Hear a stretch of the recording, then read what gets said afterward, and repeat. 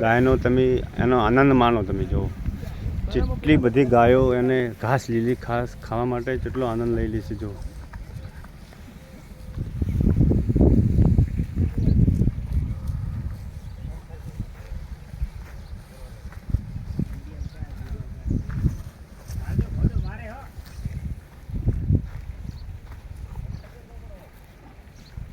ચલો મિત્રો, જોઈ લો.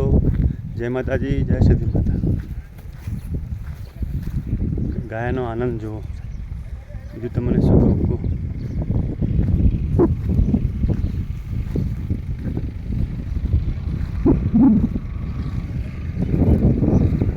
આ નિરાધાર ગાયોથી કોઈ ગૌશાળા નથી.